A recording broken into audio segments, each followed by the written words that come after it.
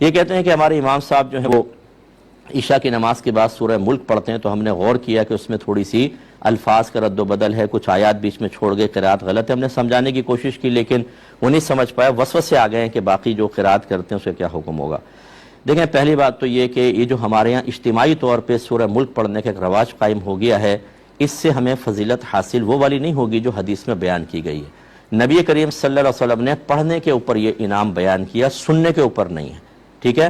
اور یہ چونکہ مطلب افعال شرعیہ ہیں، افعال شرعیہ انہیں کہتے ہیں کہ جن کا تعارف اللہ کے نبی پیش کرتے ہیں، ہم قیاساً عقلاً اس کا فیصلہ نہیں کر سکتے ہیں، لہذا میرا مشورہ آپ کو یہی ہوگا کہ آپ عشاء کی نماز کے بعد اپنی سورہ ملک علیحدہ پڑھیں۔ یہ نہ کریں کہ ایک پڑھ لیں اجتماعی طور پہ، اس کو پڑھنے فضیلت ملے گی، آپ کو بحکم حدیث تو نہیں مل سکتی، کیونکہ حدیث میں پڑھنے کا ذکر ہے، سننے کا ذکر نہیں ہے۔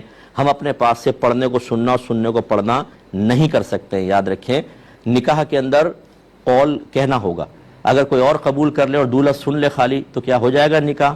نہیں، سننے کا وہ اس کو کہنا ہے، منہ سے الفاظ ادا کرنے۔ اس کا مطلب ہے کہ کہنا بعض جگہ ضروری ہوتا ہے اور بعض جگہ سننے سے بھی کام چل جاتا ہے، لیکن یہاں پر ایسا نہیں ہے۔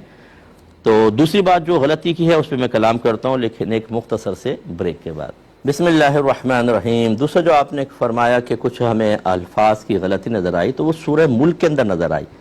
اس پہ آپ یہ کیسے قیاس کر سکتے ہیں کہ جو نماز میں الحن پڑھیں گے اس میں بھی ہوگی، جو سورت پڑھیں گے اس میں بھی ہوگی؟ آپ جہری نمازیں ان کے پیچھے پڑھتے ہی ہیں، اس میں آپ دیکھ لیں ان کی الحم شریف صحیح ہے، اور جو صورتیں وہ ملاتے ہیں وہ بھی بالکل صحیح پڑھتے ہیں۔ اس طرح فجر کے اندر، جمعے کے اندر، عشاء کے اندر آپ نے دیکھا اگر وہ صحیح پڑھ رہے ہیں، مغرب میں آپ نے دیکھا تو بس ٹھیک ہے، پھر ان کے اندر تو غلطی نہیں ہے۔ تو آپ ایک اور مقام پر غلطی کسی اور صورت کے اندر اس پر قیاس کر کے ان کی نمازوں کی خرابی کا حکم کیسے دے سکتے ہیں؟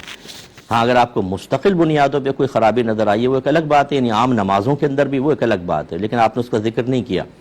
اور یہ آخری بات بس سمجھ لیجئے، خصوصاً جو ینگسٹرز ہیں ہمارے، نئے بچے دین کی طرف آتے ہیں اور یہ مفتی بن جاتے ہیں، اس امام کے پیچھے نماز نہیں پڑھیں گے، کیوں؟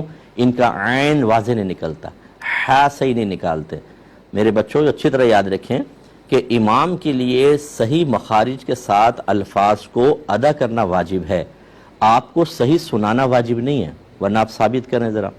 میں نے خود کتنے بالغان کو مدرسہ پڑھایا ہے، وہ ان کو کہتے ہیں عین نکالیں، عین بولو، ان کا عین نکلتا ہی نہیں ہے، لیکن جب وہ پڑھ رہے ہیں تو نستعین، وہ ایسے عین نستعین یوں کریں گے، ہمیں عین نہیں سن رہا لیکن وہ صحیح مقام سے نکال رہے ہیں۔ صحیح مقام سے نکالنا واجب تھا، نہ یہ کہ آپ کو سنانا بھی واجب۔ اب بیچارے کے تلفظ زبان پہ نہیں چڑھ رہا تو پھر اس کا مطلب وہ تو نماز نہیں پڑھا سکتا۔